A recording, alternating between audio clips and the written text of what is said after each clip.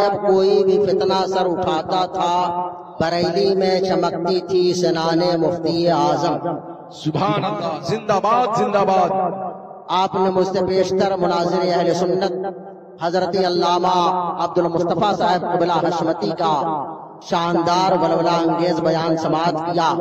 ان کے بعد مناظر اہل سنت قاطع نجدیت حضرت علامہ شہزاد عالم صاحب مصباحی کا علمی معرکۃ العرا خطاب آپ نے سنا۔ چند لمحوں کے لیے میں آپ کے درمیان حاضر آیا ہوں۔ میں یہ عرض کر رہا تھا، سرکار مفتی اعظم کی شان میں روسی کے ایک شاعر نے کہا تھا کہ ولایت کی بشارت عہد طفلی ہی میں پائی تھی، ولایت کی بشارت عہد طفلی ہی میں پائی تھی، تعالی اللہ یہ رتبہ یہ شان مفتی اعظم۔ خلاف شرع جب بھی کوئی فتنہ سر اٹھاتا تھا بریلی میں چمکتی تھی سنان مفتی اعظم۔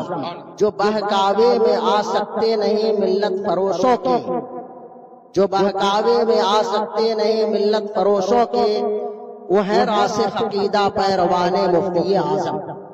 الحمدللہ رب العالمین، ہم سب سرکار مفتی اعظم نور اللہ مرقدہ کے عرس میں شرکت کی سعادتیں بھی حاصل کر رہے ہیں، اور ہمارا عقیدہ اور ہمارا نظریہ وہی ہے جو سرکار مفتی اعظم اور اعلیٰ حضرت امام اہل سنت فاضل بریلوی رحمت اللہ تبارک و تعالی علیہ نے اپنی کتابوں میں لکھا ہے۔ پورا مجمع مل کر محبت اور احترام کے ساتھ اپنے اور ساری جہان کے ماوا و منجا پیغمبر آقائے نامدار مدینے کے تاجدار دونوں عالم کے مالک و مختار ہم غریبوں کے غمگسار کشتی امت کے کھمنہار جناب احمد مجتبی محمد مصطفیٰ روحی فدا صلی اللہ تعالی علیہ وآلہ وسلم کی بارگاہ میں درود شریف کا نذرانہ پیش کریں۔ پڑھیے اللہم صلی علی سیدنا و مولانا محمد طب القلوب و دوائہا وعافیت الابدان و شفائہا ونور الابصار و ضیائہا وعلی آلہ وبارک وسلم صلاۃ و سلام علیکہ یا رسول اللہ۔ حضرات، بریلی شریف میں چاہے جو بھی محفل ہو، بریلی شریف میں عرس اعلیٰ حضرت منایا جاتا ہے، عرس حجت الاسلام منایا جاتا ہے، عرس مفتی اعظم منایا جاتا ہے، عرس تاج الشریعہ منایا جاتا ہے۔ لیکن آپ دیکھتے ہوں گے اور آج بھی آپ نے ملاحظہ کیا کہ سرے شام سے اب تک محفل چل رہی ہے، عرس مفتی اعظم کا ہے، لیکن مفتی اعظم کا ذکر نہیں ہو رہا، بلکہ مفتی اعظم کا کیا موقف ہے، مفتی اعظم کا کیا نظریہ ہے، اسے بیان کیا جا رہا تھا۔ بہت سی جگہوں پہ ہوتا ہے کہ جس کا عرس ہوتا ہے صبح سے شام تک اس کی بات کی جاتی ہے، لیکن یہ بریلی کا امتیاز ہے کہ بریلی والے اپنے نام کے لیے عرس اور جلسہ نہیں کرتے، بلکہ بریلی کا جلسہ ہوتا ہے تحفظ ناموس رسالت کے لیے۔ آج کا بڑا مسئلہ یہ ہے کہ سنی کہلانے والوں میں بہت سے لوگ اور خاص طور پہ بہت سے خانقاہی صوفی صافی اور بہت سے وہ گھرانے جو اپنے آپ کو سید کہلانے کے دعوے دار ہیں، ان کے یہاں مولائیت کے نام پر وہ مولائی نہیں ہے۔ مولا علی کے سچے ماننے والے تو ہم لوگ ہیں، مولا علی کا کوئی ماننے والا کسی صحابی کو برا نہ کہے، اس لیے کہ کسی صحابی کو برا کہنے کا مطلب یہ ہے کہ وہ قرآن کا رد کر رہا ہے، قرآن کا انکار کر رہا ہے۔ قرآن نے تمام صحابہ کے بارے میں کہا وَكُلًّا وَعَدَ اللَّهُ الْحُسْنَى، تمام کے تمام صحابہ کے ساتھ اللہ نے جنت کا وعدہ فرمایا۔ اللہ جن صحابہ کے ساتھ جنت کا وعدہ فرمائے، آج کا کوئی صوفی اگر حضرت امیر معاویہ یا کسی صحابی کو برا کہتا ہے تو سمجھ جائیے کہ وہ حضرت امیر معاویہ ہی کا مخالف نہیں ہے بلکہ قرآن کی مخالفت کر رہا ہے۔ بڑے افسوس کی بات ہے کہ کچھوچا شریف جو ہماری مرکزی خانقاہوں میں سے خانقاہ ہے، وہاں کے ایک سید صاحب جو یہاں بریلی شریف سے پڑھ کر کے گئے ہیں اور آج کے زمانے میں وہ امیر معاویہ رضی اللہ تعالیٰ عنہ پہ طنز کر رہے ہیں۔ میں بتانا چاہتا ہوں کچھوچا شریف کا وہ موقف نہیں ہے، کچھوچا شریف کا موقف وہ ہے جو حضور اشرفی میاں نے بیان کیا ہے موقف وہ ہے جو حضرت محدث اعظم کی چھوچھوے نے بیان کیا ہے۔ آج اگر کوئی شخص کی چھوچھا کے نام پر صحابہ کو برا کہہ رہا ہے یا ہمارے بزرگوں کو برا کہہ رہا ہے یا عقیدہ اہل سنت کے خلاف کوئی قدم اٹھا رہا ہے تو یاد رکھیے، میں تو بہت صاف ستھرے انداز میں کہتا ہوں کہ جو اوریجنل سید ہوگا، اصلی سید ہوگا، وہ کسی صحابی کو کیا اعلیٰ حضرت کو بھی برا نہیں کہے گا۔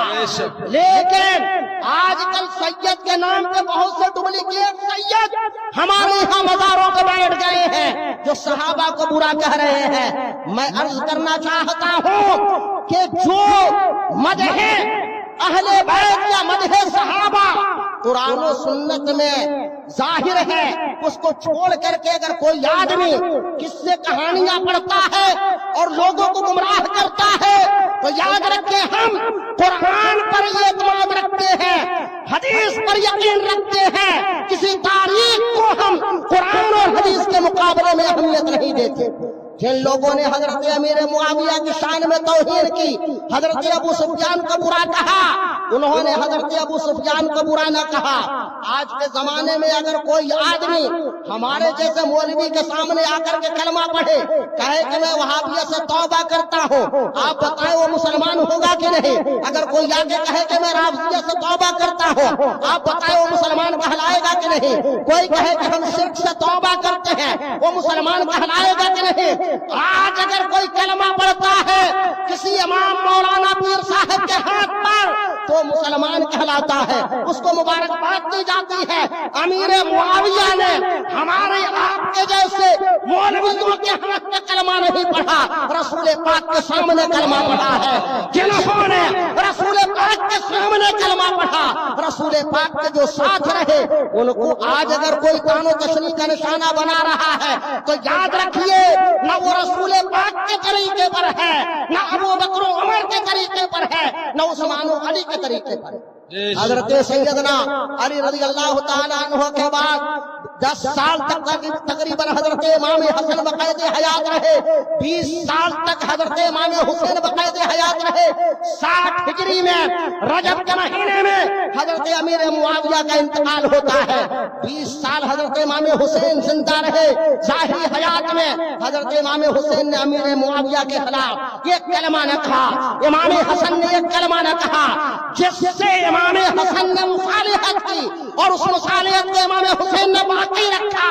آج کا اگر کوئی پیر صاحب چاہے وہ سید صاحب کے نام پر ہو یا کسی خانقاہی کے نام پر ہو، اگر امیر معاویہ کو برا کہتا ہے تو امیر معاویہ کو برا نہیں کہتا ہے بلکہ حسن و حسین کی مخالفت کر رہا ہے۔ اس لیے ہم ایسے لوگوں کی پرواہ نہیں کرتے۔ ہم نے بہت پہلے جامع رضا کے اسٹیج سے کہا تھا کہ جب مکہ میں بسنے والے وہابیوں کو ہم خاطر میں نہیں لاتے، مدینے کے وہابیوں کو نہیں مانتے، کربلا شہر میں رہنے والے رافضیوں کو نہیں مانتے، ہم بغداد میں رہنے والے رافضیوں کو نہیں مانتے، تو ہندوستان کی کسی خانقاہ میں پیدا ہونے والے چاہے وہ رافضی ہوں، چاہے وہ وہابی ہوں، چاہے وہ سنی ہوں، چاہے نام نہاد فلائی ہوں، یاد رکھو ہم کسی بھی باطل فرقے سے نہ کل اتحاد کیے تھے اور نہ آج ہمارا اتحاد ہو سکتا ہے۔ بریلی شریف کا یہی پیغام ہے۔ سرکار مفتی اعظم کے عرس کی محفل ہے، سرکار مفتی اعظم کا احتیاط اور تقوی اور دینی تسلط کا آپ اندازہ لگائیں۔ بحرالعلوم والمعارف حضرت علامہ مفتی عبدالمنان صاحب اعظمی رحمت اللہ تعالی علیہ کا ایک مضمون میری نظر سے گزرا۔ جب مبارک پور میں سینٹرل بلڈنگ اور دیگر تعمیرات کے لیے ایک کانفرنس ہوئی اور اس کانفرنس میں یہ غالباً 1971 کی بات ہے، سرکار مفتی اعظم بریلی شریف سے تشریف لے گئے۔ ماررہ مقدسہ سید العلماء حضرت علامہ سید آل مصطفیٰ ماررہ بھی صاحب تشریف لے گئے۔ اس زمانے میں کچھوچھا شریف کے مشائخ سے مبارک پور والوں کا اختلاف چل رہا تھا، حافظ ملت سے وہ لوگ موافقت نہیں کر رہے تھے، انہوں نے ایک طرح سے بائیکاٹ کا اعلان کر دیا تھا۔ مبارک پور میں کہ چوسا شریف کے مریدین کی تعداد بہت زیادہ تھی.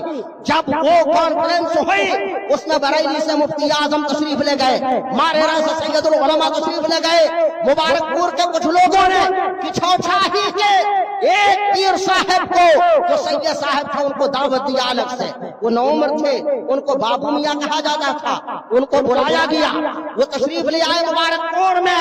حضور مفتی اعظم سینٹرل بلڈنگ کے مغربی کمرے میں آرام فرما رہے تھے. ان کے مریدین لے کر کے آئے سرکار مفتی اعظم کی بارگاہ میں.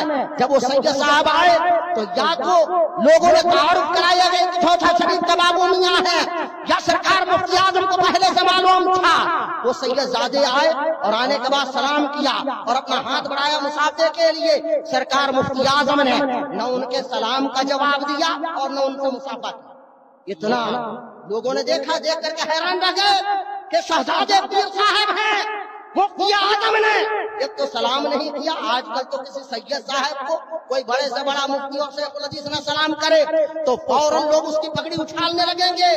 وہ شہزادے آئے, سلام کیا, مفتی اعظم نے جواب نہیں دیا, ہاتھ بھی نہیں ملایا. انہوں نے کہا کہ حضور مجھ سے کیا غلطی ہو گئی ہے, آپ نے نہ میرے سلام کا جواب دیا نہ مجھ سے مصافحہ کیا. سرکار مفتی اعظم رحمت اللہ تعالی علیہ نے فرمایا کہ میاں میں نے سنا ہے کہ دیوبندیوں کے مناظرے کی سرپرستی آپ کی آبا و اجداد نے کی ہے, اس لیے نہ میں آپ سے مصافحہ کر سکتا نہ میں آپ کے سلام کا جواب دے سکتا. اگر یہ صحیح ہے تو آپ نے یہ بھی فرمایا کہ اگر یہ صحیح ہے کہ آپ کے بزرگوں نے دیوبندیوں کے مناظرے کی سرپرستی کی تو میں آپ کے سلام کا جواب نہیں دے سکتا, مصافحہ بھی نہیں کر سکتا. اتنا سننا تھا کہ بابو میاں نے کہا کہ حضور کو برائے دیابنا کے سلسلے میں ہمارا عقیدہ وہی ہے, ہماری آبا و اجداد کا عقیدہ وہی ہے جو تمام عالم اسلام کے مسلمانوں کا ہے. اور امام اہل سنت مجدد دین و ملت اعلیٰ حضرت رضی اللہ تعالیٰ عنہ کا جو عقیدہ ہے کہ ان کو برائے دیوبندیہ کو ہم بھی کافر و مرتد مانتے ہیں. جب اتنا کہا تو سرکار مفتی اعظم نے کہا کہ شہزادے ذرا کھڑے ہو جائیے. کسی کو سمجھ میں نہیں آیا کہ کیوں کھڑا ہونے کا حکم ہو رہا ہے. بابو میاں کھڑے ہو گئے. سرکار مفتی اعظم فوراً اپنا سر ان کے قدموں میں رکھ دیتے ہیں اور آپ نے فرمایا کہ شہزادے جو کچھ میں نے کیا یہ رسول پاک صلی اللہ علیہ وسلم کی شریعت نے عمل کیا ہے, یہی آپ کے نانا جان کا حکم ہے اور شریعت ہے, اس لیے میں نے ایسا کیا ہے. میں بتانا یہ چاہتا ہوں کہ مفتی اعظم نے اس بات کی پرواہ نہیں کی کہ کس خانقاہ سے وہ آئے ہوئے ہیں, کس کے بیٹے ہیں, بلکہ یہ دیکھا کہ ان کے بارے میں کچھ ایسی باتیں مشہور ہیں جو خلاف اہل سنت ہیں. تو سرکار مفتی اعظم نے نہ ان سے سلام کا جواب نہ انہیں سلام کا جواب دیا نہ ان سے مصافحہ کیا. ہمارے مفتی اعظم ایسے مفتی اعظم ہیں, ابھی 18-20 سال کی عمر ہے. جس زمانے میں اعلیٰ حضرت سرکار نے صدر الشریعہ کو پورے ہندوستان کا قاضی بنایا, اسی زمانے میں نو عمری کے زمانے میں اعلیٰ حضرت نے مفتی اعظم کو اور برہان ملت کو دونوں کا ہاتھ پکڑ کر کے بٹھایا اور کہا کہ آج سے آپ دونوں پورے ہندوستان کے لیے مفتی منتخب کیے جا رہے ہیں. اعلیٰ حضرت نے جن کو مفتی بنایا ہو پورے ہندوستان کے لیے, کیوں نہ زمانہ انہیں مفتی اعظم کہے, وہ مفتی اعظم نہیں بلکہ مفتی اعظم عالم اسلام ہے. مفتی اعظم ایسے متقی, ایسے پرہیزگار. بارروم صاحب لکھتے ہیں کہ گیا میں ایک جلسہ ہو رہا تھا, سرکار مفتی اعظم تشریف فرما تھے. جیسے حضور تاج الشریعہ کے شہزادے جانشین ہم سب کے مخدوم عالی وقار تشریف لے آئے, جلسے کا رنگ بدل گیا, محفل کا رنگ بدل گیا, لوگوں کے سننے کا انداز بدل گیا. اب آپ سوچئے کہ جس جلسے میں بیان کرنے والے مفتی عبد المنان صاحب اعظمی جیسا عالم ہو اور اسٹیج پہ سرپرستی فرمانے والے سرکار مفتی اعظم ہو, وہ جلسے کا رنگ کیا رہا ہوگا. مفتی عبد المنان صاحب نے بیان کرتے ہوئے ایک لفظ استعمال کیا کہ قرآن میں لفظ نور آیا ہے. انہوں نے کہا کہ اللہ تعالیٰ نے قرآن میں نور کا لفظ استعمال فرمایا ہے۔ تقریر ختم ہو گئی، جلسہ ختم ہو گیا، گیا سے گھوسی آنا تھا سرکار مفتی اعظم کو، راستے میں باتیں ہو رہی تھی، سرکار مفتی اعظم نے مفتی صاحب سے فرمایا کہ مولانا قرآن یا حدیث میں آپ ذرا ڈھونڈیے گا اور ڈھونڈ کر کے بتائیے گا کہ اللہ تعالیٰ کے لیے کہیں لفظ عمل کا استعمال ہوا ہے کیا، کہیں قرآن میں یا حدیث میں لفظ عمل آیا ہے اللہ کے لیے۔ مفتی عبدالمنان صاحب کہتے ہیں کہ 15-20 سال کا عرصہ ہو گیا پڑھتے ہوئے پڑھاتے ہوئے، لیکن مفتی اعظم نے جو فرمایا تھا آج تک مجھے وہ لفظ کہیں نہیں ملا۔ ایسے مفتی اعظم، ایسے مفتی اعظم، وہی مفتی اعظم ہے کہ باہر لوگ فرماتے ہیں کہ فتاوی رضویہ کی 3ری جلد چھپی تو میں لے کر کے بریلی شریف آیا اور میں نے سوچا کہ مقدمہ مفتی اعظم کو سنا دو۔ اس میں اعلیٰ حضرت کے سلسلے میں لکھا ہوا تھا، ایک جگہ لکھا تھا کہ اعلیٰ حضرت بلا کے ذہین تھے۔ مفتی اعظم نے کہا کہ رک جائیے، کیا بلا کی بھی کوئی ذہانت ہوتی ہے کیا؟ بلا مدہ میں استعمال ہوتا ہے کیا؟ آپ ذرا اندازہ لگائیے، یہ وہ الفاظ ہیں کہ جس کو شاعر بھی بولتا ہے، ادیب بھی بولتا ہے، مولانا بھی بولتا ہے، مذہبی لوگ بھی بولتے ہیں، لیکن مفتی اعظم کی جہاں نگاہ پہنچی وہاں ہماری آپ کی نگاہ نہیں پہنچتی ہے۔ مفتی اعظم ایسے متقی، ایسے تقویٰ شعار، ایسے پابند شرع کہ جن کا ذکر کل بھی ہو رہا تھا، آج بھی ہو رہا ہے۔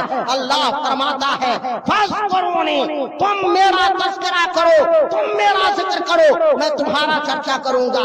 اللہ ان کا چرچا کرا رہا ہے۔ یہی وجہ ہے کہ صرف بریلی میں نہیں، پوری دنیا میں مفتی اعظم کا نام لیا جا رہا ہے، اعلیٰ حضرت کا نام لیا جا رہا ہے، تاج الشریعہ کا نام لیا جا رہا ہے۔ بلکہ آج کے زمانے میں کامیابی کی ضمانت ہے کہ جو حضور قائد ملت کا نام لیتا ہے وہ کامیاب ہوتا ہے، وہ مشہور ہو جاتا ہے، اور جو ان سے دور ہوتا ہے، چاہے جتنا بڑا ہو، چاہے کسی کا نانا بڑا ہو، چاہے کسی کا دادا بڑا ہو، چاہے جتنی بڑی سلطنت والا ہو، چاہے جتنے مناظرے کیا ہو، چاہے جتنے لوگوں سے توبہ کرایا ہو، چاہے جیسا بھی رہا ہو، اگر وہ قائد اہل سنت کی مخالفت کر رہا ہے تو یاد رکھیے ہم مانتے ہیں کہ وہ قائد اہل سنت کی مخالفت نہیں کر رہا ہے، تاج الشریعہ کی مخالفت کر رہا ہے، سرکار مفتی اعظم کی مخالفت کر رہا ہے، اس لیے کہ ان کا پیغام وہی ہے جو مفتی اعظم کا پیغام ہے، جو اعلیٰ حضرت کا پیغام ہے۔ اللہ تعالی ہم سب کو مفتی اعظم کا روحانی فیض و برکات سے مالا مال فرمائے، مسلک اعلیٰ حضرت ثابت قدم رکھے، وہابیوں سے، رافضیوں سے، نام نہاد مولائیوں سے ہم سب کو بچ کر رہنے کی، دور رہنے کی توفیق رفیق عطا فرمائے۔ آمین۔ السلام علیکم ورحمۃ اللہ وبرکاتہ۔